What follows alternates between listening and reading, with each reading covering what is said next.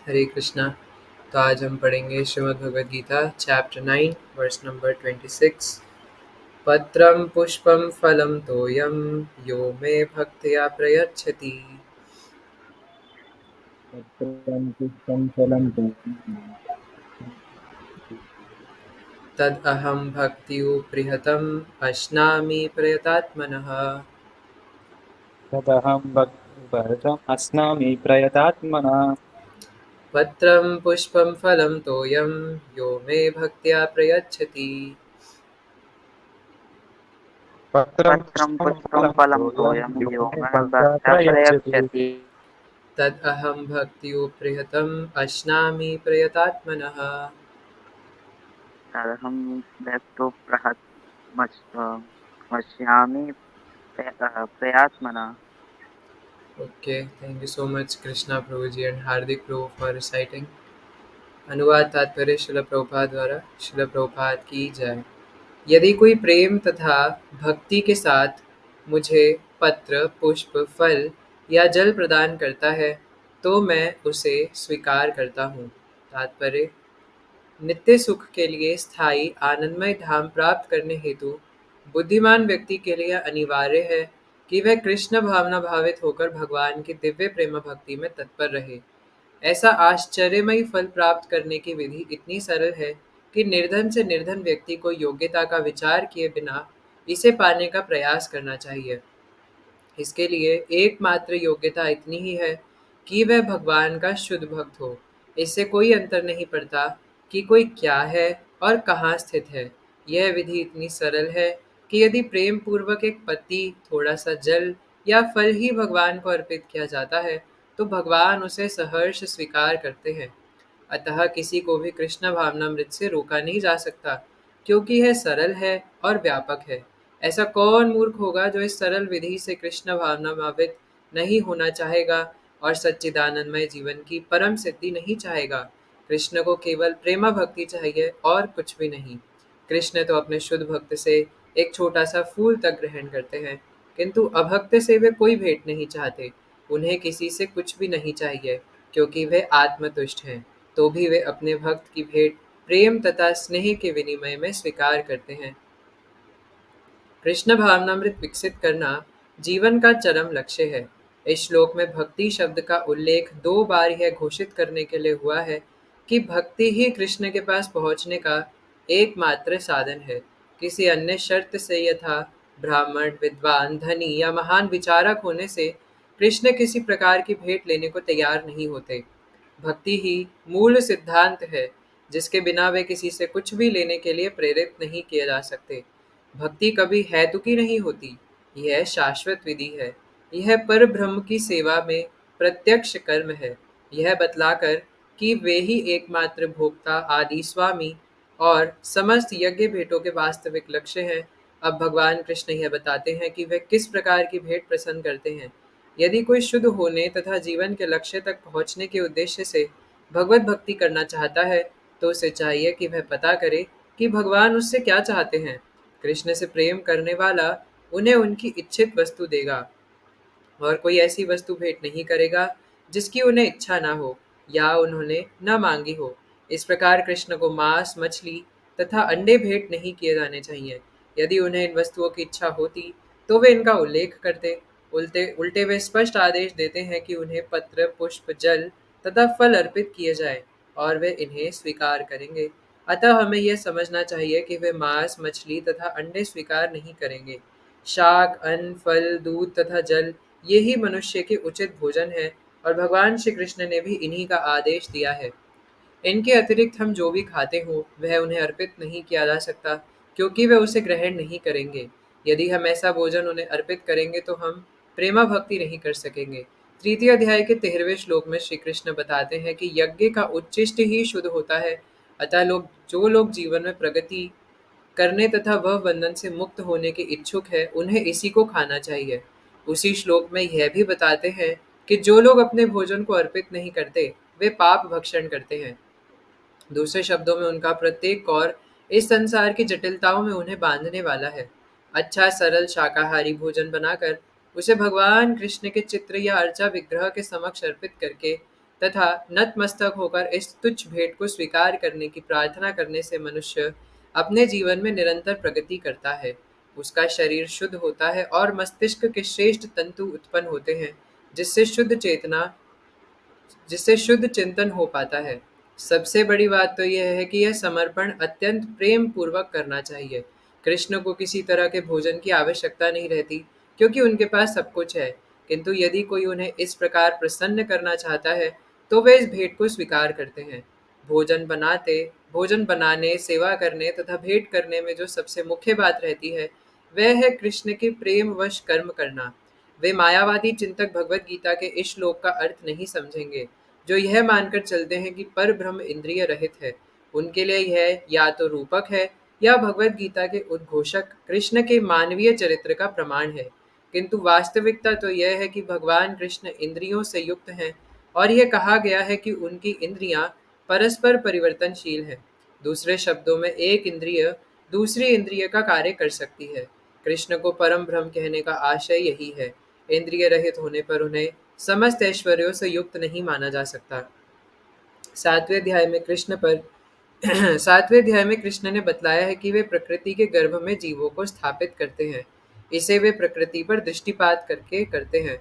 अतः यहाँ पर भी भक्तों द्वारा भोजन अर्पित करते हुए भक्तों का प्रेम पूर्ण शब्द सुनना कृष्ण के द्वारा भोजन करने तथा उसके स्वाद लेने के ही समरूप है। इस बात पर इसलिए बल देना होगा क्योंकि अपनी सर्वोच्च स्थिति के कारण उनका सुनना उनके भोजन करने तथा स्वाद ग्रहण करने के ही समरूप है। केवल भक्त ही बिना तर्क के यह समझ सकता है कि पर ब्रह्म भोजन कर सकते हैं और उसका स्वाद ले सकते हैं। हरे कृष्णा। तो इसका तात्पर्य श्रील प्रभुपाद ने बहुत लंबा बताया है। तो हम देख रहे थे कि 9वें अध्याय हम पढ़ रहे थे भगवत गीता का, है ना। पिछले कुछ दिनों से बलराम कथा की वजह से हमारी रीडिंग बीच में रुक गई थी। तो आपको बस रीकैप करने के लिए और याद दिलाने के लिए हमने 9वें अध्याय के पहले श्लोक की शुरुआत यहाँ से करी थी कि भगवान अर्जुन से कह रहे थे कि अर्जुन, अब मैं तुम्हें सबसे टॉप मोस्ट सीक्रेट बताऊंगा, मोस्ट कॉन्फिडेंशियल नॉलेज बताऊंगा, और ये राज की बात मैं तुम्हें इसलिए बताऊंगा क्योंकि तुम मुझसे ईर्ष्या नहीं करते, है ना। तो अगर हम भी भगवान से उनका सीक्रेट जानना चाहते हैं, so we also have to become ना ईर्ष्या लेस, है ना, या मतलब जेलसी नहीं करनी भगवान से। और और ये तभी हो पाएगा जब, जैसे इस श्लोक में बताया, प्रेम करने से भगवान के प्रति, है ना। फिर भगवान ने बताया था कि और ये सिर्फ सीक्रेट नहीं है, ये राज विद्या राज गुह्यम पवित्रमिदम उत्तमम, है ना। राज विद्या है जो मैं तुम्हें बताने वाला हूँ, और सबसे ज़्यादा मोस्ट सीक्रेटिव नॉलेज है, और परम शुद्ध करने वाला है। फिर भगवान अपनी विभूति ऐश्वर्य गिना रहे थे कि किस प्रकार सब कुछ भगवान पर टिका हुआ है, भगवान की सत्ता से सब कुछ है। लेकिन ऐसा नहीं है कि हम नहीं रहेंगे तो भगवान की एग्जिस्टेंस मिट जाएगी, लेकिन हमारी एग्जिस्टेंस भगवान के वजह से है ना। और फिर उसके बाद भगवान ने चर्चा करी इस बारे में कि सारे लोग महात्मा नहीं होते। कुछ लोग अपने नाम के पीछे महात्मा लगा लेते हैं, है ना, और खुद को महात्मा कहते हैं, या कई लोग दूसरों को महात्मा बना देते हैं, पर ऐसे लोग महात्मा नहीं होते। तो भगवान ने बताया था, महात्मानस्तु माम पार्थम दैवीं प्रकृतिमाश्रया, है ना, कि कौन लोग महात्मा होते हैं, जो मेरी शरण में आते हैं। नॉट ऑल पीपल आर महात्मा, है ना। और फिर उसके बाद भगवान ने बताया कि जो अलग अलग एकत्वेन पृथक्त्वेन बहुधा विश्वतो मुखम, है ना, कि कई सारे लोग होते हैं जो भगवान की मायावादी रूप में उपासना करते हैं कि मैं और नारायण एक ही हैं। फिर कुछ लोग होते हैं जो विश्व रूप में उपासना करते हैं, और कुछ लोग होते हैं जो मनोकल्पित अलग अलग रूप बना लेते हैं, है ना। और फिर ऐसे करते करते भगवान बता रहे थे कि क्योंकि हमारे मन में ये सवाल उठ सकता है कि अगर कोई कर भी रहा है देवताओं की भक्ति या अलग अलग कुछ भी, तो आपको इससे प्रॉब्लम क्या है। क्योंकि भगवान ने बोला कि अगर कोई देवताओं की भक्ति कर रहा है तो वो इनडायरेक्टली मेरी भक्ति, मेरी पूजा कर रहा है। अगर वो इनडायरेक्टली आपकी कर रहा है तो आपको प्रॉब्लम क्या है। तो भगवान ने पिछले श्लोक में बताया था कि यान्ति देवव्रता देवान पितरन यान्ति पितृव्रता, कि जो देवताओं की भक्ति कर रहे हैं वो देवताओं के पास जाएंगे, जो पितरों की कर रहे हैं वो उनके पास जाएंगे, और इससे उनकी गति नहीं होगी, दुर्गति होगी, है ना। ऐसा भगवान ने बताया था। क्योंकि गति का मतलब क्या है, राधा कृष्णा प्राण मोर युगल किशोर जीवने मराणे गति हारो नाही मोर। तो गति तो ऐसी होनी चाहिए ना जो परमानेंट हो और उससे कुछ है ना फायदा निकले। तो अगर देवताओं के पास जाएंगे, भूत प्रेतों के पास जाएंगे, या पितरों के बीच में जन्म लेंगे, तो वो टेम्पररी है, और वहाँ पे भी हमें दुख झेलना पड़ेगा और वहाँ से भटक के फिर यहीं आना पड़ेगा। तो इससे पिछले श्लोक में भगवान ने ये भी बताया था कि मैं ही एकमात्र भोक्ता तथा स्वामी हूँ, और जो लोग मुझे नहीं पहचान पाते वे नीचे गिर जाते। तो उसी के कंटिन्यूएशन में भगवान आज के श्लोक में कहते हैं, क्योंकि भगवान मोस्ट कॉन्फिडेंशियल नॉलेज बता रहे हैं ना, तो सबसे गुह्य ज्ञान बताना पड़ेगा भैया।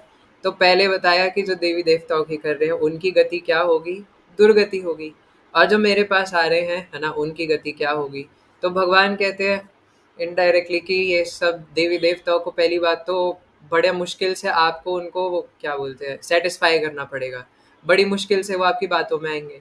उसके बाद वो बातों में आ गए तो इतना सब कुछ करने के बाद आपको कुछ टाइम 15 मिनट 20 मिनट के लिए स्वर्ग में रख देंगे, फिर वहां से धक्का दे के फिर नीचे फेंक देंगे।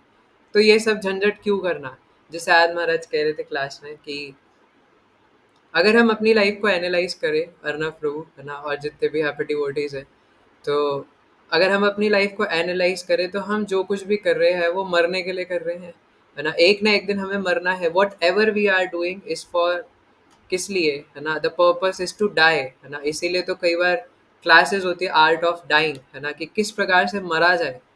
जीना तो बात की बात है, पर हमारा जो अल्टीमेट गोल है वो सबका मरना है ना।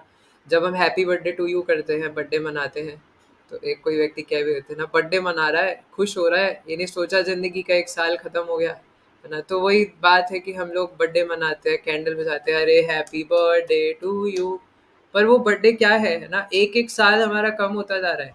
शिला राधा गोविंद महाराज की एक क्लास थी, है ना, उसमें थंबनेल में ऐसे लिखा हुआ था ना, महाराज बता रहे थे कि बर्थडे खुशी मनाने का दिन है या रोने का दिन है ना, क्योंकि हम लोग एक एक साल मृत्यु के करीब जाते जा रहे हैं ना। अब मृत्यु और ज्यादा हमारे करीब आती जा रही है। अगर पता नहीं एक साल बचा भी हो कि नहीं बचा हो किसी के बर्थडे के बाद, क्या पता एक दिन 6 महीना कितना बचा हो, क्या पता। तो इतना हम मृत्यु के करीब जाते रहते हैं, है ना। इसलिए मृत्यु अवश्यम भावी है, और हम सबको एक ना एक दिन मरना है, और हम जो कुछ भी कर रहे हैं वो मरने के लिए कर रहे हैं। तो महाराज कह रहे थे जब मरना ही है तो इतना सब पागलपंती करके क्यों मरना है ना, कि मुझे इतने सारे कॉम्पिटिटिव एग्जाम निकालने हैं, नौकर बनना है ना, इतना सब कुछ जेई नीट करना है, सीए करना है, यूपीएससी करना है पागलों की तरह। उसके बाद इतनी सारी जॉब के लिए धक्के खाने हैं, कोट पैंट पहन के घूमना है, जॉब दे दो जॉब दे दो, इतना सब कुछ पढ़ाई करी, जॉब मिली नहीं, लास्ट में क्या कर रहे हैं, पियोन बन के घूम रहे हैं, या रेलवे में टीटी बन के घूम रहे हैं, है ना। कई सारे ऐसे लोग होते हैं आजकल, है ना, जो पता नहीं कितना कुछ पढ़ाई कर लेते हैं, फिर बेचारों को अनएम्प्लॉयमेंट की वजह से जॉब नहीं मिलती, स्किल्स की कमी की वजह से, और फिर रेलवे स्टेशन में टीटी बन के घूम रहे होते हैं। तो जब मरना ही है ना, एक सड़क के बराबर में किनारे पे एक गरीब व्यक्ति है ना, वो हरे कृष्णा करके भी प्रसाद खा के खुश है, उसे भी मरना है। और जो पागलों की तरह हरकतें कर रहे हैं उन्हें भी मरना है। तो जब मरना ही है ना, जब लक्ष्य तो मरना ही है, तो इतना पागलपंती करके क्यों मरा जाए, है ना। हरे कृष्णा करके चुपचाप से शांति से मरा जाए, है ना। क्योंकि मृत्यु के बाद क्या होगा, क्या हमने इसका सोचा है। जैसे अम, कभी हम वृंदावन जाते हैं कार्तिक में, जैसे हम लोग लास्ट टाइम वृंदावन गए थे, तो आप में से कई भक्त थे जो पहली बार वृंदावन आए थे, है ना। अब यहाँ पे मैं किसका नाम लूँ, है ना, मेन तो है ही नहीं, है ना, जो हैदराबाद वगैरह की साइड से आए थे। तो जैसे चिंतन प्रभु वगैरह है ना, दूर से आए थे, तो आप लोग कितना 2-2 3-3 महीने पहले से पूछे थे ना कि प्रभु जी हम रहेंगे कहाँ, हम किस टाइम पे कौन सी जगह पे घूमने जाएंगे, प्रभु जी प्रसाद कैसे पाएंगे, प्रभु जी वहाँ सोने की व्यवस्था कैसे होगी, प्रभु जी बाथरूम कैसे होंगे। जब हम वृंदावन पहुंचे भी थे, कई डिवोटीज को तो ये बताना पड़ रहा था बाथरूम में नहाना कैसे, क्योंकि देर वर ओपन बाथरूम, है ना। तो प्रसाद कैसे पाना है, सोना कैसे है डॉर्मेट्री में, क्योंकि वो कई डिवोटीज तो पहली बार देख रहे थे कि डॉर्मेट्री में सोना कैसे होता है। तो मेरा कहने का मतलब है कि जाने से पहले सोचना था, है ना। और 3-3 महीने पहले ट्रेन की टिकट देख रहे थे कि ट्रेन की टिकट मिलेगी कि नहीं देख मिलेगी, है ना। तो मैं पर्सनली सबका देख रहा था, है ना, कि कौन से शहर से कौन सी ट्रेन कब जाएगी, प्रसाद क्या पाएंगे वहां जाके, कौन सी जगह पे कैसे आएंगे, है ना, रेलवे स्टेशन से कैसे आएंगे, सारी तैयारी पहले करते हैं। तो जब मरने के बाद की तैयारी हम पहले से क्यों नहीं करते, क्योंकि जिस टाइम मृत्यु आएगी उस टाइम हमारे साथ कोई भी नहीं होगा हमारे देखभाल करने वाला, है ना। कौन होगा हमारे साथ पूछने वाला कि आइए आपको थोड़ा आगे तक छोड़ दूं, कोई नहीं आने वाला, है ना। सिर्फ और सिर्फ हरिनाम बचा सकता है। तो उस टाइम कौन पूछेगा हमसे। इसलिए क्या हमने सोचा है कि मृत्यु के बाद हमारी डेस्टिनेशन क्या है, कैसे जाएंगे, ऑटो से जाएंगे, गाड़ी से जाएंगे, बस से जाएंगे, ट्रेन से जाएंगे, कैसे जाएंगे, है ना। अभी जो हम पागलपंती करने में लगे हुए हैं, एक सेकंड में माया देवी सब हर लेगी, एक सेकंड में यमराज जी सब हर लेंगे। इसलिए मृत्यु ऐसा अवश्यम भावी सत्य है ना। कई लोग होते हैं जो मृत्यु के बारे में बात नहीं करना चाहते। कई बार माता-पिता ही होते हैं ना, उनके सामने कहते हैं कि मृत्यु की बात कहते तो कहते हैं, "अरे नहीं, मुँह बंद करो बच्चा।" है ना? ऐसे नहीं बोलते, गंदी बातें नहीं करते, है ना? अरे भई इसमें गंदा क्या है ना? यही सत्य है। तो इसीलिए भगवान आज के श्लोक से है ना कह रहे हैं कि पत्रम पुष्पम फलम तोयम यो में भक्तया प्रयच्छति। इस श्लोक में 2 बार भक्ति शब्द आया है। पहली लाइन में भी भक्तया प्रयच्छति और दूसरी लाइन में भी आया तद अहम भक्त्यु अप्रियतम, है ना? तो पहली बात तो ये कि यहाँ पे भगवान पत्र पुष्प फल इस ये सब अर्पित करने को बोल रहे हैं, है ना? तो निराकारवादी तो कर नहीं सकते क्योंकि उनके उनके हिसाब से भगवान निराकार है।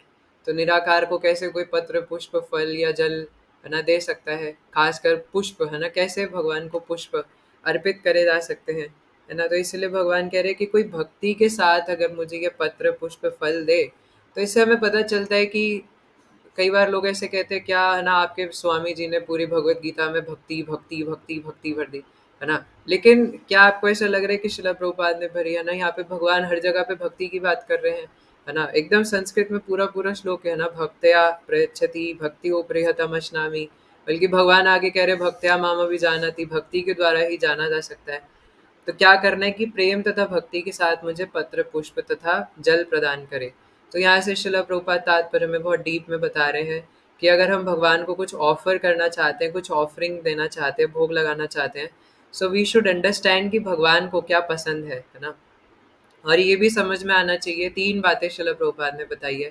पहली बात तो ये कि हम भगवान को भोग इसलिए नहीं लगा रहे कि वो भूखे हैं, हालाँकि आप सभी ऑलरेडी जानते हैं। शिला प्रभुपाद इसके लिए एग्ज़ाम्पल भी देते हैं कि जैसे एक छोटा बच्चा है ना, उसके पापा ने उसके लिए लॉलीपॉप खरीद के लाए हैं, है ना? और वो छोटा बच्चा लॉलीपॉप का पैकेट फाड़ के और लॉलीपॉप देखे और फिर उसके मन में आया कि मेरे पापा मेरे लिए इतने प्यार से लॉलीपॉप लाए हैं। और फिर वो पापा के वैसे पापा पापा लॉलीपॉप, है ना? फिर वो मुँह में ऐसे डाले पापा लॉलीपॉप, है ना? और फिर पापा जो है वो बच्चे का हाथ है ना पकड़ के और मुँह में लॉलीपॉप खा ले और फिर बोले कि ठीक है अब तुम खा लो, है ना? तो क्या पापा को लॉलीपॉप की ज़रूरत है? अरे भैया वो पूरी लॉलीपॉप की फैक्ट्री खरीद सकते हैं, उन्हें कोई ज़रूरत नहीं है। लेकिन लॉलीपॉप की फैक्ट्री खरीद के लॉलीपॉप खाने में उतना आनंद नहीं आएगा जब वो बच्चा जब प्यार से खिला रहा है, जो कि पापा ने ही खरीद के दी है। तब पापा को और बच्चे को दोनों को जो आनंद आएगा। इसीलिए भगवान तो आत्माराम आनंद रमण है, उन्हें हमारे आनंद की कोई ज़रूरत नहीं है ना? वो अपने आप में आनंद रमण करते हैं, है ना? लेकिन अगर हमें आनंद में रहना है, तो इसलिए भगवान हमें जो प्रोवाइड कर रहे हैं, ये हमारा कर्तव्य है। कर्तव्य के हिसाब से भी ये ज़रूरी है कि हमें जो मिल रहा है, कम से कम भगवान को थैंक यू करके खाएँ, है ना? नमक हराम ना बने, तो जो हमें मिल रहा है, उसको थैंक यू करें भगवान को कि आपने मुझे ये दिया है। ये नहीं कि जो आया सीधा मुँह में डाल लिया, है ना? भैया जिसने दिया है, पहले उनको थैंक यू करना चाहिए। और दूसरी बात ये भी है कि क्योंकि प्रेम के रूप में भी है ना, क्योंकि भगवान ने हमें ये दिया है, वो हमारे मालिक है, सब कुछ है, तो इसलिए भी भगवान को हमें कृतज्ञता महसूस करना चाहिए हमें भगवान के प्रति, है ना? तो इसलिए पहली बात ये कि भगवान हमसे भोग के भूखे नहीं है। वैकुंठ में अनेकों लक्ष्मियाँ हैं, जो पता है वैकुंठ में क्या होता है या श्रीमती राधा रानी भगवान के लिए क्या करती हैं? एक डिश जो एक बार बन गई, वो भगवान के लिए कभी दोबारा नहीं बनती, है ना? श्रीमती राधा रानी की रसोई की खासियत है, एक बार जो चीज़ बन गई दोबारा कभी रिपीट नहीं होती हो, हमेशा नई-नई चीज़ें बनेंगी। और कुछ बेवकूफ़ है जो टीवी सीरियल्स में दिखाते हैं, है ना? कृष्णा मैं तुम्हारे लिए खीर बना के लाई हूँ और वो 30 साल तक यही दिखाए जा रहे हैं कि कृष्णा मैं तुम्हारे लिए खीर बना के लाई हूँ, है ना? पर ऐसा नहीं है ना? अगर आप शास्त्रों के हिसाब से देखें तो श्रीमती राधा रानी हमेशा कृष्ण के लिए न्यू-न्यू आइटम बनाती है। वो आइटम दोबारा रिपीट ही नहीं होती, है ना? तो इसलिए we should understand this point. और वैकुंठों में तो अनेकों लक्ष्मियाँ होती हैं जो भगवान की सेवा में लगी रहती हैं। भगवान अनंत शेष के ऊपर सोते रहते हैं, है ना? और वहाँ पे अनेकों लक्ष्मियाँ, अनेकों दासियाँ होती हैं जो भगवान के लिए अलग-अलग भोग पदार्थ बनाती हैं, है ना? और वहाँ पे वो एकदम स्पिरिचुअल चीज़ें होती हैं, तो भगवान को ये हमारे मैटर की क्या ज़रूरत है ना? कि यहाँ पे हमारा फालतू का दाल-चावल भगवान खाएँगे। लेकिन प्रेम के रूप में हमसे एक्सेप्ट कर लेते हैं, है ना? तो इसलिए भगवान सिर्फ़ और सिर्फ़ प्रेम के स्वरूप में हमसे भोग एक्सेप्ट करते हैं। और दूसरी चीज़ हमारे लिए इम्पॉर्टेंट है कि ये तो समझ गए कि भोग क्यों लगा रहे हैं और भगवान हमसे क्यों एक्सेप्ट करते हैं। लेकिन ये भी इम्पॉर्टेंट है कि भगवान को भोग लगाया क्या जाए, है ना? क्योंकि यहाँ पे पहली बात तो जो लोग मांस, अंडे, मछली है ना, ये क्या बोल रहा हूँ? मांस, अंडे, मछली है ना, ये सब बोलते हैं कि ये सब क्यों नहीं भोग लगा सकते, है ना? सो वी टेल देम कि दीज आर तमोगुणी चीज़ें, है ना? लेकिन यहाँ भगवान खुद बता रहे हैं कि उन्हें क्या भोग लगाना चाहिए, पत्र, पुष्प, फल, जल, दूध, है ना? ये सब भगवान को सात्विक आहार लगाना चाहिए और हमें भी इसी का भोग करना चाहिए, मतलब इसी को खाना चाहिए हमें, है ना? क्योंकि भगवान जब 3 गुणों के बारे में बताते हैं तो ये बताते हैं कि जो सात्विक पदार्थ होते हैं वो चाटे जाने वाले, चूसे जाने वाले, जैसे फल है, सलाद है ना? और दूध है ना? ये सब जो फ्रेश चीज़ें होती है हमारे मन में ही। और आप ना एक चीज़ देखेंगे, मतलब इन सब चीज़ों का नाम लेते ही ना, मतलब मन में एक सैटिस्फैक्शन सा महसूस होता है। जब दूध बोलते हैं, घी है, पनीर है, दही है ना? या फिर फल है, फलों के रस हैं, है ना? या फिर सब्जी है ना? ये सब जो कच्ची सब्जी है, सैलेड है ना? ये सब सात्विक है। और रजोगुणी क्या होते हैं? ज़्यादा चटपटे या मसालेदार चीज़ें जिनको खा के अचानक से यहाँ पे हार्ट बर्निंग से होने लग जाती है। जैसे छोले भटूरे बोलूँ मैं, है ना? या फिर राजमा चावल, पिज़्ज़ा, बर्गर, है ना? तो ये सब रजोगुणी चीज़ों में आ जाते हैं। और फिर तमोगुणी में तो लहसुन, प्याज़, है ना? और फिर ये सब। तो हमें सिर्फ़ इनको नाम लेने मात्र से एटलीस्ट डिवोटीज़ को तो पता है कि हमारी कॉन्शसनेस पर ये पूरा-पूरा असर करते हैं, है ना? नाम लेने से पता चल जाता है कि किसमें कितना सैटिस्फैक्शन आ रहा है ना? कि ये जो चीज़ें हैं सतोगुणी है ना? तो इसलिए और यहाँ पे प्रभुपाद बता भी रहे हैं, है ना? कि मस्तिष्क के श्रेष्ठ तंतु उत्पन्न होते हैं, शरीर शुद्ध होता है, जितना ज़्यादा हम शुद्ध सात्विक आहार लेते हैं, है ना? तो भगवान को क्या-क्या अर्पित करना चाहिए वो भगवान इस श्लोक में बता रहे हैं। और अर्पित करना चाहिए, भगवान ने तीसरे अध्याय में बताया था, यज्ञ शिष्टाशिनः सन्तो मुच्यन्ते सर्व किल्बिषः। अब क्योंकि ये चीज़ हमें ऑलरेडी पता है लेकिन हम और आगे बढ़ना चाहते हैं, सो वी शुड अंडरस्टैंड कि भगवान को क्या प्रिय है। जैसे अभी जन्माष्टमी आ रही है, तो इन्हीं की जन्माष्टमी आ रही है, तो मेरा मन है भगवान को पिज़्ज़ा भोग लगाने का। आज हम भगवान को पिज़्ज़ा भोग लगाएंगे, नहीं, है ना? भगवान को जो पसंद है वो ऑफर करने का हमें सोचना चाहिए, है ना? जैसे जो हम एकादशी पे भजन गाते हैं, शुद्ध भक्त चरण रेणु भजन अनुकूल, है ना? उसके अंदर उसके अंदर हमारे आचार्य कहते हैं, गौर प्रिय शाक सेवने जीवन सार्थक मानी, है ना? कि महाप्रभु के प्रियजन वो लोग हैं जो शाक खाते हैं, है ना? और कई बार हम इसके ऊपर डिस्कस कर चुके हैं। मतलब यार ये क्या बात होती है कि हमें तो लग रहा था कि 16 माला का जप करना पड़ेगा, 4 नियम का पालन करना पड़ेगा। यहाँ कह रहे हैं कि महाप्रभु के फेवरेट वो लोग हैं जो शाक खाते हैं, कि if you want to become favourite of Mahaprabhu Chaitanya Mahaprabhu, so you have to accept शाक, है ना? तो शार्क नहीं, शाक, है ना? तो और सरसों का साग यहाँ पे नहीं बोल रहे हैं, हरी पत्तियाँ, है ना? या अलग-अलग लाल शाक, चौलाई का शाक भी जिसको बोलते हैं। तो इन सबको फ्राई करके, है ना, अलग-अलग तरीके से शाक बनता है। तो उसको चावल के साथ, है ना, ख़ास करके बंगाल में खाया जाता है। तो हमें तो कभी मिल जाता है तो कहते हैं कि ये क्या है ना? पहले तो पूछते कि व्हाट इज़ दिस, है ना? ये तो कभी देखा नहीं। फिर जैसे हमारे भी एक भक्त थे ना, तो वो घर पे कुछ प्रसाद लेकर के गए थे, तो उनके घर वालों को समझ नहीं आई ये क्या है ना? पर थोड़ा बहुत चख करके और सारा खा गए, है ना? तो इस प्रकार से इसे पहले तो समझ नहीं आता कि व्हाट इज़ दिस, ना? फिर उसके बाद कहते हैं आप ना पहले थोड़ा-सा दे दीजिए, मैं थोड़ा चख के देख लेता हूँ। अगर अच्छा लगा तो ले लूँगा, नहीं तो वो प्रसाद के रूप में, दवाई के रूप में खा लेते हैं, है ना? तो क्या ऐसे करेंगे हम भगवान से प्रेम, है ना? तो भगवान से किसी व्यक्ति से प्रेम का मतलब है कि जो उसको पसंद है वैसा हम लोग करें, ना कि जैसा हमें पसंद है वैसा हम करें, क्योंकि इस संसार ने हमें ऐसा ही बना दिया है ना? इस संसार में रहते-रहते हमारे दिमाग में वो फ़ीड हो चुका है कि कोई मुझसे प्यार नहीं करेगा तो मुझसे क्यों प्यार करूँ, है ना? लेकिन यहाँ पर तो उल्टा हो रहा है, भगवान हमसे इतना प्रेम कर रहे हैं लेकिन हम नहीं कर रहे, है ना? तो इसलिए जो भगवान को पसंद है वो उन्हें ऑफर किया जाना चाहिए। श्रील प्रभुपाद कह रहे हैं कि कृष्ण से प्रेम करने वाला उन्हें उनकी इच्छित वस्तु देगा और कोई वस्तु भेंट नहीं करेगा जिसकी उनकी इच्छा ना हो या उन्होंने ना मांगी हो, है ना? ऐसे श्रील प्रभुपाद बताते कि गुरु की सेवा में भी हमें ये चीज़ ध्यान में रखनी चाहिए कि जो उन्हें पसंद हो, है ना, उनके पसंद की चीज़ हो, वो हमें उन्हें ऑफर करनी चाहिए। जैसे अगर गुरु बोले कि उन्हें प्यास लग रही है, उन्हें पानी चाहिए, और आप सोचो कि पानी तो यार, पानी तो कहीं से भी ले सकते हैं, मैं गुरु को दूध दूंगा, है ना? क्योंकि दूध जो है वो देना चाहिए ना, वो गुरु को लगेगा यार वाह, मैंने पानी मांगा था, ये मुझे दूध ला के दे रहा है, कितना बड़ा सेवक है ना? लेकिन उनको भैया जब पानी चाहिए था, so why are you giving milk, है ना बाबा? क्योंकि उनको प्यास लग रही थी, तो उनकी प्यास पानी से बुझेगी कि दूध से बुझेगी? है ना। सो इसलिए वी शुड अंडरस्टैंड कि हमारे भगवान को, कृष्ण को, है ना, गौर निताई को या गुरु को हमसे क्या चाहिए, और फिर उस हिसाब से उनको सर्व करना चाहिए एज पर देयर विश, है ना, जैसा वो चाहें। लेकिन हम लोग करते क्या है, जो हम चाहते हैं हम गुरु को भी उसमें खींच के लाना चाहते हैं, है ना। अपनी बात उनसे बनवाना चाहते हैं, है ना, कि मैं ये चाहता हूँ, आप मेरे हिसाब से कार्य करो, है ना। या इवन जो भी हमारे अथॉरिटीज़ है, जो भी डिवोटीज़ है ना, सीनियर डिवोटीज़, हम उनको अपने ऊपर लाना चाहते हैं कि मेरी ये इच्छा है ना, आप किसी ना किसी तरह का इसमें हाँ मिला दो, हाँ में हाँ मिला दो, है ना। तो दिस इज़ नॉट सर्विटरशिप, है ना।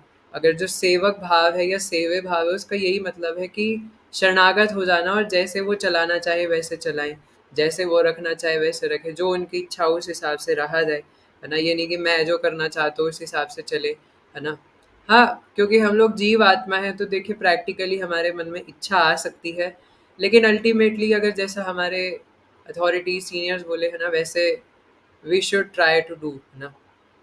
क्योंकि उनकी प्रसन्नता में हमारी प्रसन्नता है ना। और यहाँ पे जो सबसे इम्पोर्टेंट पॉइंट है वो ये है कि भगवान को कुछ भी ऑफर करा जाए वो प्रेम से करा जाए।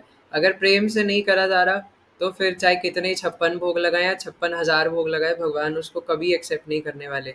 उस दिन भी मैं कह रहा था जैसे एक बार, है ना, कि जब कोई डिवोटीज इस्कॉन में नहीं होते, है ना, या पता नहीं होता, तो वो कैसे 56 भोग लगा रहे होते हैं। उन्हें तो बस लगता है 56 भोग लगाना एक रिचुअल है ना। और वो बाजार में जाते हैं और बोलते हैं भाई साहब पंच मिष्ठान दे दो, है ना, और इसमें 5 तरीके की मिठाई लाएंगे, फिर दोने पत्तल लाएंगे, भाई साहब 56 दोने दे दो, और वो 56 दोने भगवान के आगे सजा देंगे। थोड़े अमीर है तो शायद चीनी मिट्टी के बर्तन लगा दें, है ना, और फिर उसके अंदर वो एक मिठाई, एक में, फिर दूसरे में, फिर तीसरे में एक एक मिठाई रख देंगे। एक में नमक पारा, एक में शक्कर पारा, वो भी बाहर से खरीदे हुए हैं, है ना। उसके बाद एक में नींबू वाली नमकीन, एक में ये वाली नमकीन, एक में आलू भुजिया, एक में डेयरी मिल्क, और कई लोग तो टॉफी भी, है ना, एक टॉफी ये, एक टॉफी ये, ऐसे करके वो 56 भोग बना देते हैं, है ना। भगवान भी सोचेंगे मजाक है क्या, है ना। इसलिए भगवान कह रहे कि पत्र पुष्प फलम तोयम। भगवान ने कहीं बोला है ना, कि मुझे शाही पनीर भोग लगाओ, है ना, या मुझे व्हाइट सॉस पास्ता भोग लगाओ, है ना, या मुझे जलेबी कुरकुरे और ये सब भोग लगाओ, ऐसे कहीं बोला भगवान ने, है ना। इसीलिए कोई ये बहाना नहीं बना सकता कि मेरे तो पेरेंट्स नॉन डिवोटीज हैं या मैं गरीब परिवार से हूँ, है ना। कोई ये बहाना नहीं बना सकता, क्योंकि भक्ति अहेतु की है। भक्ति में कोई हेतु नहीं होना चाहिए, और इस वजह से भक्ति कभी रुकती नहीं है ना। भक्ति किसी भी सिचुएशन में करी जा सकती है। इससे मैं उस दिन बता रहा था कि यूक्रेन में जब वॉर हो रही थी, तो छोटे छोटे इस्कॉन के डिवोटीज, जो कि बाहर के देश के, इंडिया के भी नहीं, उन्हें कुछ पता नहीं था बचपन से कृष्णा कौन है, और वो केले की, सेब की पेंटिंग बना रहे, क्योंकि उस टाइम पे वॉर में बाहर नहीं निकल सकते, है ना, शेलिंग हो रही है और कहीं जा नहीं सकते। तो वो भगवान के लिए एप्पल की और बनानास की पेंटिंग बना के उसको ऑफर कर रहे हैं, महाप्रभु का महामंत्र बोल के, नमो महावदन्याय कृष्ण प्रेम प्रदायते। तो आई वाज थिंकिंग, है ना, कि ऑब्वियसली मतलब अगर हम लोग ऐसा करें तो वो एक अलग बात है, क्योंकि ना हमारे अंदर उतनी निष्ठा है, प्रेम है, और ना हमारी कोई मजबूरी है ना, और भगवान को वो पसंद भी नहीं है ना। भगवान बोलेंगे भैया व्हाट इज दिस, ना ये क्या कागज में एप्पल सेब बना कर दे रहे हो। लेकिन वो इस मजबूरी वाली सिचुएशन में जब उनके पास कुछ नहीं था, तो छोटे छोटे बच्चे ही सोच रहे हैं कि हम सेब केला भगवान को भोग नहीं लगा सकते, बाहर नहीं जा सकते, तो भगवान अब आपकी इच्छा, मारो भी राखो भी जो इच्छा तुम्हार। वो छोटे छोटे बच्चों में इतनी ज़्यादा निष्ठा है कि वो बना करके, ड्राइंग बना करके और भगवान को ऑफर कर रहे हैं। सो आई वॉज जस्ट अमेज्ड, है ना, सीइंग दैट। इसलिए भगवान यही कह रहे हैं कि अगर कोई प्रेम तथा भक्ति के साथ कुछ भी दे, तो भगवान उसको स्वीकार करते हैं। और अगर कोई कुछ भी बड़ी से बड़ी चीज़ें दे दे ना, कई लोग भगवान को आईफोन गिफ्ट कर देते हैं। अरे भगवान क्या करेंगे भैया आईफोन का, तुम ये बोलो कि तुम उन्हें ऑफर करके खुद चलाना चाहते हो, है ना। तो इसलिए भगवान को इस सबसे कोई मतलब नहीं है। इसीलिए प्रेम तथा भक्ति के साथ कुछ भी छोटी से छोटी वस्तु भी भगवान को ऑफर करी जाए, तो भगवान उसको स्वीकार करते हैं, है ना। अगर कुछ नहीं है तो एक तुलसी का पत्ता, तुलसी जल मात्रेण, है ना, ऐसे तो अद्वैत आचार्य ने चैतन्य महाप्रभु को प्रकट कराया था, है ना। हमें पता है चैतन्य महाप्रभु का इंटरनल रीजन, है ना, चैतन्य चरितामृत में से, कि वो श्रीमती राधा रानी का भाव आस्वादन करना चाहते थे, और हरिनाम संकीर्तन का प्रचार के द्वारा कृष्ण भक्ति, राधा रानी की भक्ति का प्रचार करना चाहते थे। लेकिन मुख्य बात ये है ना कि उनको बुलाया कैसे गया। तो अद्वैत आचार्य शालिग्राम शिला की सेवा करते थे, और कैसे, तुलसी जल मात्रेणा, है ना, यानी तुलसी को गंगा जल में डुबो करके और शालिग्राम शिला को अर्पित करते थे, और इसी से भगवान इतने खुश हो गए कि प्रकट हो गए, पूरा रूप ले लिया चैतन्य महाप्रभु रूप में, है ना। तो बताइए, है ना, ये हमें जलस्य चुलुके नवाहना पूरा श्लोक इस प्रकार से है कि अगर कोई सिर्फ, और कई कई शास्त्रों में इसे भी बताते हैं कि अगर कोई चंदन में तुलसी डिप करके और भगवान के चरणों में ऑफर कर देता है तो भगवान उस पर पूरे तरीके से न्यौछावर कर देते हैं अपने आप को, है ना। क्या करने मात्र से, सिर्फ तुलसी का पत्ता लेके चंदन में डुबो के और भगवान के चरणों में ऑफर कर देने से भगवान उस व्यक्ति से इतने प्रसन्न हो जाते, इतने प्रसन्न हो जाते कि बस उसी के हो जाते, बिक जाते अपने आप को, बेच देते अपने आप को, है ना। तो इसलिए वी शुड नो कि ये प्रेम तथा भक्ति क्या है ना। क्योंकि अगर मैं उस दिन भी कह रहा था कि हम जो कुछ भी कर रहे हैं वो कृष्ण प्रेम के लिए ही कर रहे हैं, है ना। हम लोग कई बार आश्रम की बात करते हैं, ब्रह्मचारी आश्रम, गृहस्थ आश्रम, वानप्रस्थ, सन्यासी, पर श्रीमद् भागवतम में भी कई जगह पे बताया है, और कई कई अन्य अन्य आचार्य, बड़े बड़े भक्त कहते हैं कि भगवान मैं ब्रह्मचारी, सन्यासी, वानप्रस्थ, गृहस्थ नहीं बनना चाहता, मेरी इच्छा नहीं है, मैं तो आपका भक्त बनना चाहता हूँ। अब ये भक्त बनने के लिए चाहे मुझे ब्रह्मचारी बनना पड़े, गृहस्थ बनना पड़े, वानप्रस्थ बनना पड़े, जो मेरे लिए फेवरेबल हो मैं करने के लिए तैयार हूँ। तो मैं यही कह रहा था ना कि हमारा लक्ष्य ब्रह्मचारी बनना नहीं है ना। हो सकता है कि ब्रह्मचारी बन करके ईजी हो जाए हमें भगवान को पाना, लेकिन our goal is to attain Krishna prem ना।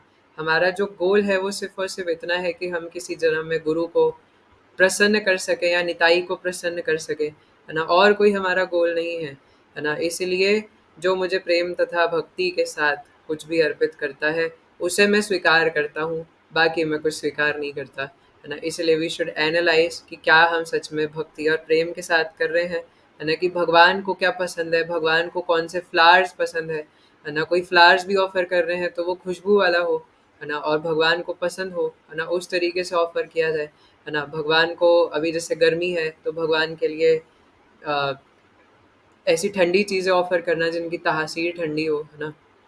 और जब सर्दी आती है तो ऐसी चीज़ें ऑफर करना जिनकी तासीर गर्म हो, है ना। तासीर पता नहीं इंग्लिश में क्या बोलता है, समझ पा रहे होंगे, जैसे बादाम है ना, काजू है, तो ये सब इनकी जो नेचर होता है अंदर से वो गर्म होता है ना, शरीर में गर्माहट आती है। तो भगवान को जो पसंद है उस हिसाब से गरम गरम चीज़ें ऐसे बना करके भगवान को ऑफर करी जाए, है ना। और वरिष्ठ भक्तों से पूछा जाए, है ना, अगर नहीं पता तो, कि भगवान को क्या पसंद है। और इसी प्रकार से भगवान और भगवान के भक्तों को, है ना, और भगवान को प्रसन्न करने के लिए भगवान के भक्तों के थ्रू जाना पड़ेगा। ऐसा भी हमारे कई गौड़ीय शास्त्र भी बताते हैं कि भगवान को भागवतम में भी बताया है कि भगवान एक ब्राह्मण के मुख से भोग ग्रहण करते हैं, है ना। कि अगर हम किसी वैष्णव को ना अगर हम भोजन पर बुलाएं, है ना, या फिर उनको ऑफर करें, खास करके जो सन्यासी है ना या गुरुजन है, अगर हम उनको भोजन पर बुलाते हैं तो उनके मुख के द्वारा भगवान जो है वो भोग ग्रहण करते हैं, है ना। ऐसा भी बताया जाता है। So we should try to serve the Vaishnavas, है ना। भगवान के जो भक्त हैं उन्हें सर्व करने का प्रयास करना चाहिए। तो इसलिए प्रेम भक्ति ही सब कुछ है ना। और श्रील गौर गोविंद महाराज तो कहते भी है, प्रेमा भक्ति विना व्यर्था दरिद्र जीवन, है ना। कि प्रेम भक्ति के बिना जीवन जो है वो व्यर्थ है, किसी काम का नहीं है ना। क्या क्या फायदा है ऐसे जीवन का जिसमें प्रेमा भक्ति ना हो। लेकिन हम प्रेम तो करना चाहते हैं पर इस संसार के लोगों से, वस्तुओं से करना चाहते हैं, है ना। तो इसलिए मैं लास्ट क्लास में भी कह रहा था कि जब तक हमारी संसार में एक भी वस्तु या एक भी व्यक्ति के प्रति वो आसक्ति या प्रेम भावना, प्रेम तो नहीं है ना, हमारी काम भावना, क्योंकि हम उसमें अपनी इंद्रिय तृप्ति करना चाहते हैं। सो जब तक वो है तब तक कैसे होगा, है ना। इसलिए कह रहे हैं कि सबसे बड़ी बात तो ये है कि ये समर्पण अत्यंत प्रेम पूर्वक होना चाहिए, भगवान को सरेंडर करना है, पर वो आउट ऑफ लव होना चाहिए। कल मैं सुन रहा था, एक साधु कह रहे थे, एक संत कह रहे थे कि कितना सोचने वाली बात है ना कि लोग एक रिक्शे वाले पर विश्वास कर लेते हैं लेकिन भगवान पर विश्वास नहीं करते। तो मैं भी सोचा था कि कितनी डीप बात बोली है इन्होंने, है ना। जब आप किसी ई रिक्शा में बैठते हो ना, बोलते हो कि भैया ज़रा चलना, है ना, ये नुक्कड़ तक, है ना, चलना। अब आपको नहीं पता कि वो टायर पंचर हो जाए कल को जाके, है ना, या ड्राइवर को चलाना ना आता हो, या नशे में हो ड्राइवर, है ना, और ले जाके रिक्शा पलटा दे या कहीं पर ठोक दे। क्या आप सोचते हो कुछ सोचने से पहले, है ना। कल मैं मंदिर से आ रहा था तो मैं रिक्शे में भी रोहित प्रभु से बात करते करते आ रहा था ना, तो पता ही नहीं चला कब निकल गया। तो क्या हम उस टाइम पे सोचते हैं कि ये रिक्शा वाला कहीं ठोक ना दे, या कभी फ्लाइट में जाते हैं, अब जैसे जो वहाँ लंदन जा रहे थे है ना अहमदाबाद से, क्या उन्होंने सोचा था कि प्लेन वाला गिरा देगा? लेकिन वो पूरा भरोसा करके जा रहे थे पायलट के ऊपर, है ना, कि अरे वाह, नहीं तो पहुंच, उन्हें क्या पता था 30 सेकंड बाद ये क्रैश हो जाएगा। अब क्यों क्रैश हुआ, क्या क्रैश हुआ, वो तो भगवान जाने। लेकिन जो भी है, कभी सोचते ट्रेन में बैठने से पहले, प्लेन में बैठने से पहले, गाड़ी में बैठने से पहले, है ना, कि ये कहीं, ये आजकल तो ऑटोमेटिक गाड़ी आ गई टेस्ला, है ना, तो इसमें सोच बैठने से पहले सोचते हैं कि ये ठोक ना दे, है ना, टूट ना जाए, मर ना जाए, कुछ हो ना जाए। तो जब एक रिक्शे वाले पर विश्वास कर सकते हैं, तो भगवान पर क्यों नहीं विश्वास कर सकते? हम क्यों चाहते हैं कि भगवान पहले हमें चमत्कार दिखाएं, उसके बाद हम लोग भगवान की भक्ति करेंगे, है ना? ऐसा क्यों हम लोग करना चाहते हैं?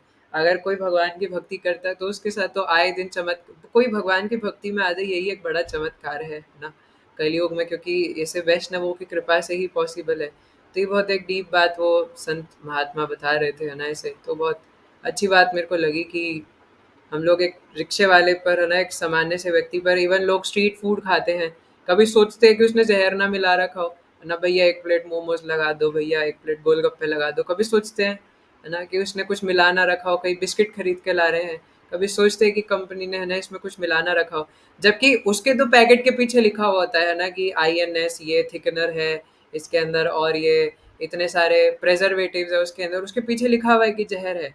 कभी सोचते हैं, है ना, कभी नहीं, है ना, उस पे एकदम आंख बंद करके ब्लाइंड फेथ। तो भगवान के ऊपर क्यों नहीं फेथ कर सकते, है ना, जब इतने सारे लोगों के ऊपर फेथ कर लेते हैं, तो भगवान के ऊपर फेथ करने में क्या दारा है? जब आप किसी कॉर्पोरेट में जॉब करने के लिए जाते हो, है ना, तब कभी सोचते हैं कि बॉस, है ना, पता नहीं कल को हमारे साथ क्या कर दे, हमारी पैसे ना मार ले, सोचते हैं क्या? नहीं सोचते, है ना, तो भगवान पर क्यों नहीं विश्वास कर सकते, है ना? तो यही वो कह रहे थे, क्योंकि भगवान ने अभी कहा था, नन्नयास चिंतयन्तो माम ये जना पर्युपासते, है ना, योग अक्षयम अवहाम्यहम, मैं वहन करता हूँ, मैं ध्यान रखता हूँ, मैं लालन पालन करता हूँ। लेकिन हमें लगता है कि संसार में लोग लालन पालन कर रहे हैं और उन पर पूर्ण विश्वास भी कर लेते हैं। इसलिए भगवान को शरणागत होना है, और प्रभुपाद कह रहे हैं कि शरणागति प्रेम पूर्वक होनी चाहिए, है ना। और प्रभुपाद ये भी कह रहे हैं कि शुद्ध आहार लेने से जो हम भगवान को शुद्ध भोग अर्पित करते हैं, शाकाहारी हो सबसे पहली बात तो, और इसमें हम ऑलरेडी कई सारे लेवल्स डिस्कस कर चुके हैं, है ना, कि अगर हो सके तो जितना आप भगवान को घर पर शुद्ध शाकाहारी, जिसमें ज़्यादा से ज़्यादा बाहर से लाई गई चीज़ें ना हो। अब आप बोलो कि प्रभु जी बाहर से मसाले तो खरीद के लानी पड़ते हैं ना, वो बेवकूफ़ी वाली हरकतें, आई होप आप नहीं पूछेंगे ऐसे प्रश्न, है ना। तो बाहर का कहने का मतलब है कि जो ज़्यादा प्रोसेस्ड चीज़ें हो, है ना, ऐसी चीज़ें हमें भगवान के भोग में यूज़ करने से थोड़ा बचना चाहिए, है ना, जैसे बिस्किट्स हैं, है ना, या रिफाइंड ऑयल है। तो ये सब जो चीज़ें हैं ये बहुत प्रोसेस्ड होती हैं, है ना, जो कि मशीनों द्वारा करी जाती है। तो उतना उनमें से वो नेचर ख़त्म हो जाता है, क्योंकि वो नेचुरैलिटी ख़त्म हो गई ना उसमें से, क्योंकि उसको इतना प्रोसेस कर दिया, वो तो मैन मेड हो गया आधा, है ना, नेचुरल तो उसमें कुछ रहा नहीं। तो इसलिए जो शुद्ध, हालांकि आजकल क्या ही शुद्ध मिलता है ना, ज़्यादातर चीज़ें तो हाइब्रिड है। लेकिन जो भी है, we should try our best कि कम से कम जितना पॉसिबल हो उतना हमें शुद्ध चीज़ें ला करके, उससे शुद्ध भगवान को बना करके उसे ऑफ़र करना चाहिए। और मैंने आपसे एक बार पहले भी कहा था ना, कि जब हम भगवान का वो प्रसाद खाने की आदत लग जाती है ना, या वो उसमें आनंद आने लग जाता है, जब वो हाइयर टेस्ट मिल जाता है, तो 5 स्टार होटल का शाही पनीर भी घर में बनी हुई घिया की सब्जी जो भगवान को भोग लगी हुई है उसके सामने फीकी पड़ जाती है ना, वो गले से नीचे उतारने में दिक्कत होती है ना, ऐसा लगता है कि क्या खा लिया आज मैंने ये, है ना। इससे अच्छा तो मैं घर में बना के सूखे चावल खा लेता भगवान को भोग लगा के, है ना। और ये हमारे कई सारे डिवोटीज का रियलाइजेशन है ना कि यार ये क्यों कर लिया मैंने, है ना। कई बार भोग करने निकलते हैं, भोग कर लिया, फिर बोलते हैं यार क्यों कर लिया यार, इससे अच्छा तो घर में बैठते यार, है ना। कहीं घूमने निकल गए, है ना, पहले बोलेंगे कि वहाँ मज़ा आएगा, फ़ोटो खींचेंगे रास्ते में पूरा, फिर वहाँ घूमने जाएंगे, फिर वहाँ पे कुछ अच्छा सेटिस्फैक्शन नहीं मिलेगा, फिर बोलेंगे यार इतनी देर तो यार हम ग्रंथ अध्ययन कर लेते, क्यों हम ये फालतू में पढ़े। तो हमें दिख रहा है ना, दूसरों के एक्सपीरियंसेस से भी, अपने एक्सपीरियंसेस से भी समझ में आ रहा है कि संसार में सुख नहीं है, तो सब कुछ मरने के लिए ही कर रहे हैं, है ना। तो कम से कम ये एक जीवन, जैसे शिला प्रभुपाद बोलते हैं कि कृष्ण को दे दिया जाए, निताई को दे दिया जाए, है ना। तो इसलिए कोई प्रेम तथा भक्ति के साथ मुझे ये सब देता है तो मैं उसे स्वीकार करता हूँ। तो इसलिए वी शुड ऑल्सो गिव, है ना, our each and everything to Krishna मानस दे हो गे हो, जो किछु मोर अर्पीलु तू आप दे नंद किशोर। कि शिला सच्चिदानंद भक्ति विनोद ठाकुर कहते हैं कि मेरा मानस देह गेह, मेरा देह, मेरा मन, मेरा घर, है ना, मेरा जो कुछ भी है हे नंद किशोर, वो मैं आपके चरणों में अर्पित करता हूँ, है ना। और मैं ये भी कहता हूँ कि आप मुझे, है ना, जैसा करना चाहे मेरे साथ वैसा करें, मारो भी राखो भी, जो इच्छा तुम्हार। मेरी कोई इच्छा नहीं है कि आप मेरी रक्षा करें, अगर आप चाहें तो कर सकते हैं, अगर आप नहीं चाहते तो मुझे मार के उड़ा दीजिए, है ना। शिला नरोत्तम दास ठाकुर महाशय कितनी बार शिला लोकनाथ गोस्वामी के पास गए थे, लोकनाथ गोस्वामी उन्हें एक्सेप्ट ही नहीं कर रहे थे, और तब भी नरोत्तम दास ठाकुर महाशय उन्हें सर्व करने में लगे रहते थे, है ना। तो इसलिए हमें आचार्यों से ये चीज़ सीखनी चाहिए, है ना। और इसी प्रकार से आगे कहते हैं कि आप चाहे मुझे अगर आपकी इच्छा हो कि मैं भगवत धाम आने लायक नहीं हूँ, तो आप मुझे चाहे बार बार जन्म दीजिए, क्योंकि मैंने काम ही ऐसे करे हैं, मुझे कोई फ़र्क नहीं पड़ता, है ना। लेकिन मेरी बस इतनी ही इच्छा है कि अगर आप मुझे जन्म दें तो किसी भक्त के घर में दे दीजिएगा। अगर आपको लगता है कि इंसान बनने लायक नहीं हूँ, तो आप मुझे किसी कीड़ा बना के जन्म दे दीजिएगा। लेकिन कीड़े के रूप में भी मेरी बस इतनी ही आशा है कि मैं आपको ना भूलूँ, मेरे मुख से हरिनाम ना जाए। फिर अगर मुझे ब्रह्मा का जन्म भी आप दें, और ब्रह्मा के जन्म में भी अगर मैं आपसे विमुख हो जाऊँ, तो इससे बेटर है कि मैं कीड़ा बनना पसंद करूँगा, जिसमें मैं आपका चिंतन मनन हमेशा कर सकूँ और आपको कभी भूलूँ ना भगवान, है ना। तो इसलिए अ, भगवान के ऊपर डिपेंडेंसी का यही मतलब है कि जैसे वो रखे वैसे रखे। और जब हम भगवान के ऊपर डिपेंडेंट रहते हैं ना, actually we become anxiety free, है ना। इसीलिए आपको अभी ये ना थियोरिटिकल नॉलेज नहीं है, या आपको थ्योरी में नहीं समझ में आएगा, इसलिए मैं आपको बोलूँगा कि कुछ दिन आप इस्कॉन के जो बेस होते हैं उनमें जाके रहिए, है ना। कहीं कुछ टाइम ब्रह्मचारी आश्रम में जाके रहिए, है ना। मैं ये नहीं कह रहा कि आप आश्रम ज्वाइन कर लीजिए, जस्ट टेक एन एक्सपेरिमेंट, है ना। 1-2 हफ्ते के लिए फ़ोन को एकदम नाले में फेंक दीजिए, और 1-2 हफ्ते के लिए भगवान के भरोसे होकर के, है ना। और ठीक है, आप पूरे तरीके से भरोसे नहीं होंगे, मुझे पता है ना, हम नहीं हो पाते, लेकिन कम से कम इतना तो प्रयास कीजिए कि थोड़ा जैसा भगवान रखना चाहे वैसा सोच करके जाइए, है ना। तो भगवान, है ना, जो मैं बड़ी-बड़ी बातें बोल देता हूँ, फिर प्रयास नहीं करते, खुद ही ऐसी सिचुएशन में डाल देते हैं कि वहाँ कुछ कर ही नहीं सकते, है ना। फ़ोन गायब, है ना, नेट गायब, सब गायब, लो मरो, है ना। बहुत ज़्यादा बोल रहे थे ना, अब दिखाओ। तो इसलिए थोड़ा एक्सपीरियंसेस में आनंद आता है, और जब वो एंग्जाइटी फ्री हो जाते हैं ना कि भैया अब क्या कर सकते, जो करना है कर लो, है ना। जैसे जब ऐसी सिचुएशन आ जाए कि लग रहा है मृत्यु सामने खड़ी है ना, सामने से अभी कोई भालू आएगा और आपको मार के खा जाएगा, है ना। अब उस सिचुएशन में आप ना किसी को बुला सकते हो ना कुछ कर सकते हो, एकदम होपलेस सिचुएशन हो गई ना, आपके जेब में मान लो पैसे भी नहीं है, पैसे है भी तो कुछ कर नहीं सकते, है ना। वो बस कागज के टुकड़े के जैसे, मान लो कि जंगल में फंस गया हो, है ना, या कोई हिमालय की चोटी पर फंस गया हो। अब वहाँ पे वो पैसे का अचार डालेगा, है ना। वहाँ पे क्या पोलर बियर को पैसे देगा, भाई साहब मुझे थोड़ा दिल्ली तक छोड़ सकते हो क्या, है ना। तो कुछ कर नहीं सकते, है ना। तो इसीलिए वहाँ पे तो कागज के टुकड़े के समान है। तो इसलिए वी शुड बिकम, अगर ये सिर्फ थियोरिटिकल नॉलेज में ऐसे सिर्फ कहने सुनने से नहीं होगा, है ना। We should have practical experience of this. तो इसलिए अगर हम चाहते हैं ना कि भगवान पर डिपेंडेंट हो, सो वी शुड ट्राई, है ना, कि थोड़ा हम, है ना, जाए भगवान के भरोसे रहें, और देखें कि भगवान कैसे ध्यान रखते हैं, है ना। और जब आप देखेंगे ना कि भगवान कितना बारीकी से माइन्यूट लेवल पर जा करके एक एक व्यक्ति का ध्यान रखते हैं। एक बार एक व्यक्ति थे, एक भक्त थे, बाहर से आए थे, है ना। तो क्या हुआ कि इस्कॉन वृंदावन की बात है ये, तो अभी मैंने पूरी बात बताई भी नहीं और ठेंगा दिखा रहे हैं। तो उन्होंने श्रीपाद आइंद्र प्रभु से कहा कि आइंद्र प्रभु, हरे कृष्णा, मैं चलता हूँ। तो आइंद्र प्रभु ने बोला, कहाँ चलता हूँ, कहाँ जा रहे हो। तो उन्होंने बोला, आइंद्र प्रभु मैं पता नहीं इंडिया में कहीं और जा रहे थे, इंडिया से बाहर शायद थाईलैंड वगैरह जा रहे थे। तो उन्होंने कहा, आइंद्र प्रभु मैं थोड़ा बाहर जा रहा हूँ। तो आयेंद्र प्रभु ने बोला, तुम क्यों जा रहे हो। तो उन्होंने बोला, प्रभु जी मैं जॉब लगी है मेरी, वहाँ थोड़ा अच्छा पैसा मिलेगा, तो मैं वहाँ जा रहा हूँ। मैं सोच रहा था थोड़ा हो जाएगा, थोड़ा लक्ष्मी कमाऊंगा, है ना, थोड़ा भगवान की सेवा में लगाऊंगा, है ना, मेरा भी थोड़ा लालन पालन पोषण हो जाएगा। तो आयेंद्र प्रभु बहुत चिल्लाते हैं ना, उनके ऊपर बहुत गुस्सा करते हैं, और आयेंद्र प्रभु कहते हैं कि तुम्हें श्रीमती राधा रानी पर बिल्कुल विश्वास नहीं है ना। वो श्रीमती राधा रानी वृंदावन के जो पिग्स हैं, है ना, उनका भी लालन पालन कर रही है, और तुम मनुष्य शरीर में हो, तुम उनकी भक्ति कर रहे हो, तुम्हें लगता है श्रीमती राधा रानी तुम्हारा ध्यान नहीं रखेंगी, है ना। तो आइंद्र प्रभु खैर, है ना, एक एडवांस लेवल पर थे, अलग लेवल पर थे। We can not imitate him, पर at least we can see this, है ना, कि जब हम भगवान के भरोसे रहते हैं, सो भगवान टेक केयर करते हैं, है ना। तो इसलिए जैसे मैं उस दिन भी कह रहा था कि Krishna Balaram are our babies and we are Krishna Balaram's babies, है ना। तो जब बात आई हमें सेवा करने की कृष्ण बलराम की, तो बिल्कुल ऐसे करने चाहिए जैसे वो हमारे छोटे छोटे बच्चे हैं, है ना। और बच्चों की जैसे सेवा होती है, जैसे डेटीज होते हैं ना घर में, तो डेटीज की सेवा बिल्कुल ऐसी ही करनी चाहिए जैसे वो छोटे बच्चे हैं, है ना। उनका एक एक चीज़ का ध्यान रखना, उनके सोने का, खाने का, घुमाने का, नहलाने का, उनका एक एक चीज़ का ध्यान रखना, है ना। इवन कहीं बाहर जा रहे तो उनके लिए गिफ्ट्स लेकर के आना। जैसे कभी बाहर जाते हैं ना, सोचते हैं मुझे अपनी मम्मी के लिए या फलाना के लिए, ढिमकाने के लिए गिफ्ट लेके जाना चाहिए। तो सोचना चाहिए जब मैं वापस जाऊँगा तो मेरे डेटीज़ ना जो है कृष्णा बलराम या कोई भी है, तो सोचेंगे अरे मेरे लिए कुछ नहीं लाया। तो ये सोचना चाहिए कि मुझे इनके लिए भी कुछ ले जाना चाहिए। घूमने का अर्थ ये है ना कि अगर हम घूमने जा रहे हैं तो भगवान की भी रथ यात्रा हो जाए, शोभा यात्रा हो जाए, है ना। अलग अलग तरीके से छोटी मोटी ही सही, है ना, लेकिन कुछ तो करें, है ना। तो इस प्रकार से we should establish, try to reestablish our relationship with Krishna, है ना, विद निताई। और अगर हम ऐसा शुद्ध आहार जो जो भगवान को पसंद है सिर्फ उन्हीं के इंद्रिय तृप्ति के लिए सब करेंगे, तो हमारी चिंतन भी अपने आप शुद्ध हो जाएगा, है ना। हमारा जो कॉन्टेम्पलेशन है भगवान के प्रति वो अपने आप प्योर हो जाएगा।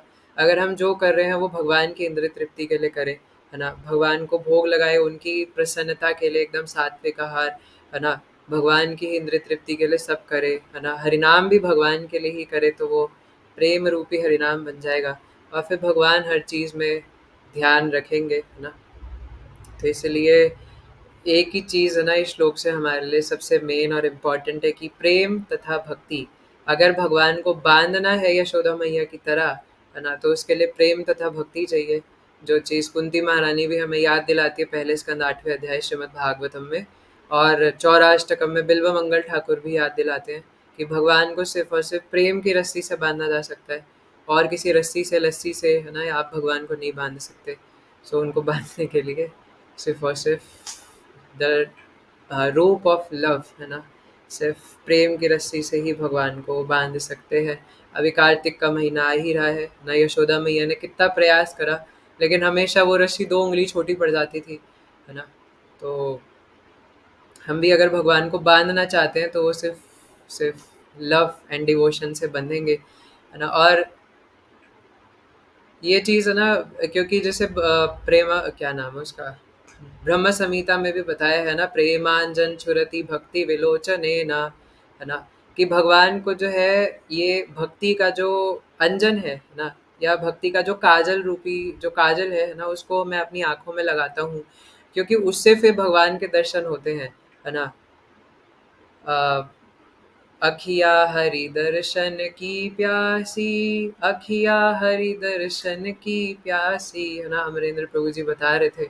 तो हरि दर्शन की प्यासी कैसे होंगी, प्रेम का काजल लगा करके, है ना, आंखों के अंदर। इसलिए प्रेमांजन भक्ति विलोचने ना, है ना, कि प्रेम रूपी अंजन वो भक्तों आंखों में लगा करके हमारा कुछ हो सकता है ना। इसलिए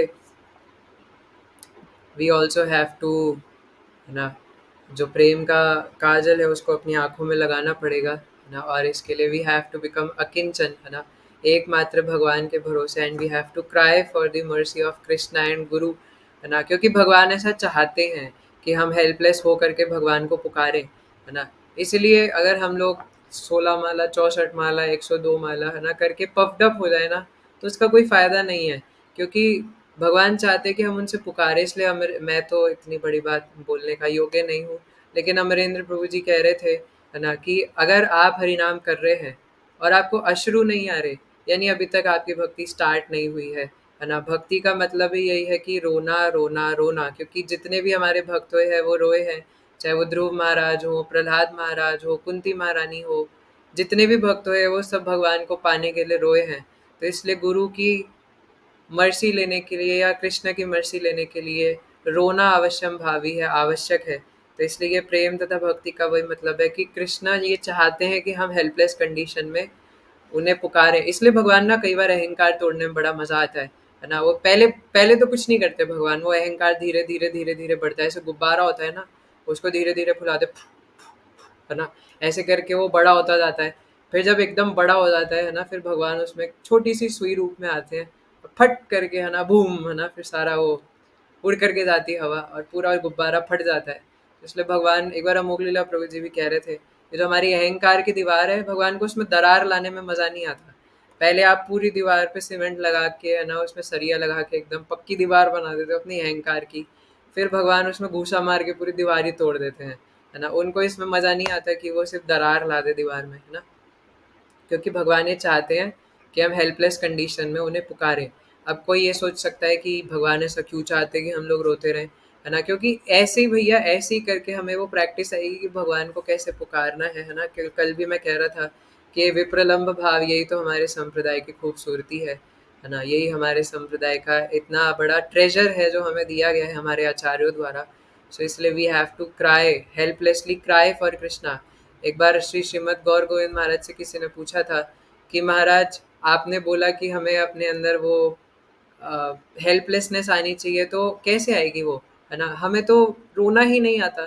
सो श्री श्रीमद् गौर गोविंद महाराज कहते हैं, dash your head and cry, है ना। मैंने ग्रुप में भी भेजा था कि अपना सर दीवार में मारो और रो, बस रो कि मुझे रोना भी क्यों नहीं आ रहा भगवान के लिए, है ना। जिसे नरोत्तम दास ठाकुर महाशय कहते हैं, है ना, पाषाणे कोटि वो माथा अनलेप शीबो, ना, कि मेरे नटवर गौरांग कहाँ गए, मैं आग में कूद जाऊं या पत्थर में अपना सर मार दूं। पर हमारा होता है, मेरी जॉब नहीं लग रही, आग में कूद जाऊं या पत्थर में सर मारूं, है ना। सो हमारी हमारी ये हालत होती है ना। भगवान के सामने भी रोते हुए जाते हैं, भगवान जी, है ना। जैसे मेरा भी जब बोर्ड एग्ज़ाम था, तो मैं भी सोच रहा था ना कि अगर ये मेरा क्लियर नहीं हुआ तो क्लास, निताई मर्सी की क्लास भी जाएगी, है ना, और मेरा हरिनाम भी जाएगा। अगर मेरे अच्छे मार्क्स नहीं आए तो पक्का माला वाला सब लेकर के फेंक देंगे। तो मैं भी ये बोल रहा था, भगवान बस एक बार पास करा दो, है ना, दोबारा कुछ नहीं मांगूंगा, है ना। तो यही हमारी कंडीशन है। मैं, मुझे याद है ना, जब मैं 8th क्लास में था, तो एक बार अ, जब मैंने हरिनाम करना शुरू करा था, तो हमारे घर के पीछे एक बद्री नारायण का मंदिर था ना, चतुर्भुज नारायण थे वहाँ पर। तो शुरू में मुझे पहले चतुर्भुज नारायण भी काफ़ी अच्छे लगते थे, है ना। वेंकटेश्वर, है ना, वेंकटरमणा गोविंदा, है ना। तो चतुर्भुज नारायण मुझे काफ़ी पसंद थे पहले, है ना। तो कुछ हो गया था ना स्कूल में, शायद मुझे ऐसा लगता था कि कोई डांट पड़ने वाली है ना, कोई छोटी सी बात। अब देखता हूँ उस बात को, तो लगता है यार इतनी छोटी सी बात के लिए बताओ मैं क्या हरकतें कर रहा था। तो मैं भगवान के पास जाता था और कहता था, हे बद्री नारायण, है ना, प्लीज़ मुझे बचा लेना, मैं आपको 4 लड्डू चढ़ाऊंगा बेसन के। और फिर मैं क्या करता था कि जाता था एक मिठाई वाले से और लड्डू लेकर के उन्हें चढ़ा देता था, और फिर उसमें से भी एक वो रख लेते थे और 3 मैं खा रहा होता था, है ना। तो जब मैं याद करता हूँ उस चीज़ को तो सोचता हूँ कि, है ना, भगवान को उन्हीं की चीज़ लगा करके वही वापस ले रहे हैं। पर इसको एक सेंस में देखें तो पॉजिटिवली भी देखा जा सकता है ना, कि कम से कम भगवान से मांग रहा है ना, किसी और से नहीं मांग रहा, है ना। तो इसलिए भगवान कहते भी, अगर किसी के अंदर भौतिक इच्छाएं हैं, अगर उसको पता है कि अभी मैं इतना शुद्ध नहीं हूँ और मैं कुछ भी करके शुद्ध नहीं हो पा रहा, तो कुछ मांगना भी है तो भगवान से मांगा जाए, क्योंकि मांगना है तो पिताजी से मांगा जाए। तो पॉजिटिव सेंस में देखें तो ये ठीक भी है, और दूसरे सेंस में देखें तो ये मिश्रित भक्ति है, शुद्ध भक्ति नहीं है ना। पर कम से कम भक्ति है, क्योंकि शिला प्रभुपाद कहते हैं, अगर कोई व्यक्ति ये समझ जाए कि उसको शराब भी कृष्ण दे रहे हैं, कोई शराबी ये समझ ले कि उसको शराब कृष्ण के द्वारा मिल रही है, तो हम ये समझ सकते हैं कि उसकी भक्ति की कहीं ना कहीं किसी ज़माने में शुरुआत हो चुकी है ना। तो इसलिए पॉजिटिव सेंस में भी इस चीज़ को लिया जा सकता है। तो कहने का अर्थ ये है कि हम जो कुछ भी कर रहे हैं, कृष्ण निताई हमारे प्राण धन है। ऑब्वियसली आप सब लोग भक्त हैं, है ना, और कृष्ण को पाना चाहते हैं, इसलिए यहाँ गीता क्लास में आए हैं, है ना। और धीरे धीरे संख्या कम हो रही है, तो हमें पता है कि कौन कृष्ण को पाना चाहते हैं और कौन नहीं पाना चाहते, है ना। तो अब हमारा काम है, लेकिन उसको और आगे बढ़ाएं, और कभी भी अपने मन में इस बात को बार बार याद दिलाते रहें कि मैं इस कौन में क्यों आया हूँ। मैं इस कौन में भोग करने के लिए नहीं आया, मैं इस कौन में नमक हराम बनने के लिए नहीं आया, मैं इस कौन में इसलिए आया हूँ ताकि एट दी एंड, है ना, मैं कृष्ण प्रेम प्राप्ति कर सकूँ, है ना। और उसको करने के लिए अपना जीवन सार्थक करके दूसरों को प्रचार करना हमारा काम है ना। इसी के लिए ये मनुष्य शरीर मिला है ना। आज श्रीमद् भागवतम का एक श्लोक महाराज पढ़ा रहे थे, तो उसमें यही बता रहे थे, है ना, कि हमें मनुष्य शरीर ये सब नौकर बनने के लिए नहीं मिला है ना। हमें मनुष्य शरीर मिला है कि अपना जीवन सार्थक करके दूसरों का कराएं। और मैं आपको सच्ची बता रहा हूँ, है ना, अगर दूसरों को हम लोग प्रचार करते हैं ना, उन्हें कृष्ण भक्त बनाते हैं, और हमारी अगर अल्टीमेट पर्पस यही है कि मुझे सिर्फ उन्हें कृष्ण भक्त बनाना है, तो भगवान निश्चित रूप से हमारी मदद करते हैं और हमारा पूरा पूरा ध्यान रखते हैं। तो काफ़ी समय हो गया है ना, बाकी चर्चा हम अगले श्लोक में करेंगे। तो आज के लिए फ़िलहाल